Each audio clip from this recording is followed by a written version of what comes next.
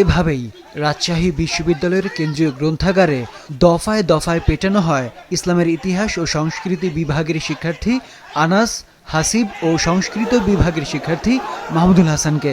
অভিযোগ রাকসু নেতা ও শিবির নেতাকর্মীদের বিরুদ্ধে। বিশ্ববিদ্যালয়ের প্রক্টর দপ্তর সূত্রে জানা গেছে, সোমবার একজন নারী শিক্ষার্থী ইসলামের ইতিহাস ও সংস্কৃতি বিভাগের শিক্ষার্থী মহসিন আলমের বিরুদ্ধে ভয়ভীতি দেখানোর অভিযোগ করলে তাদেরকে ডেকে পাঠানো হয়। সেখানে পরিস্থিতি উত্তপ্ত হয়ে উঠলে ছাত্রলীগ ট্যাগ দিয়ে বেধড়ক পেটানো হয় অভিযুক্ত ৩ শিক্ষার্থীকে। শুধু তাই নয়, বেশ কয়েকটি ভিডিওতে রাকসু সাধারণ সম্পাদক সালাউদ্দিন আম্মারকে আক্রমণাত্মক ভঙ্গিতে হুমকি দিতে দেখা যায়। তবে অভিযোগ প্রত্যাখ্যান করেছেন সালাউদ্দিন আম্মার। লিগ পিটানোর বেলায় আমরা ওপেন ছিলাম, এটা অনেক আগে থেকে। এই ঘটনার জন্য দায়ী তাহলে আমি অবশ্যই প্রশাসনকে দেবো, আমি অবশ্যই পুলিশ প্রশাসনকে দেবো, আমি অবশ্যই বিশ্ববিদ্যালয় প্রশাসনকে দেবো। এই ঘটনা হইতো না যদি 2 বছরের ভিতরে অ্যাকশন নেওয়া হতো। এছাড়া সংবাদ সম্মেলনে সাংবাদিকদের উপর ক্ষোভ ঝেড়েছেন রাকসু ভিপি মোস্তাকুর রহমান জাহিদ।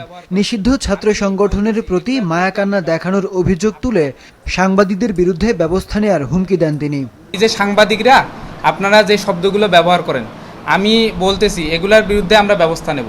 আপনারা কালকে ছাত্রলীগকে ডিফেন্স করে অনেকে নিউজ করছেন, এগুলা এই সাংবাদিক এখানেও অনেকে আছে, আমরা সেগুলা এখানে জড়ো করে করে সেগুলোর বিরুদ্ধে ব্যবস্থা নেব। আপনারা বলছেন আমরা হামলা করছি, এটা কোন ধরনের কথা? তারা হামলা করছে, আমরা প্রতিরোধ করছি। আপনারা এই শব্দ বলতে এত কাপাকাপি করেন কেন আপনারা? রাজশাহী বিশ্ববিদ্যালয়ের রাকসু কার্যালয়ে এমন অনাকাঙ্ক্ষিত ঘটনায় ভিন্ন ভিন্ন মত রয়েছে সাধারণ শিক্ষার্থীদের। কেউ কেউ বলছে ট্যাগিংয়ের রাজনীতি আবারও ফিরিয়ে আনার চেষ্টা চলছে। ঘটনা তদন্তে 5 সদস্যের কমিটি গঠন করেছে বিশ্ববিদ্যালয় কর্তৃপক্ষ। আরিফ উদ্দিন নবীন, মাছরাঙা, নিউজ শো।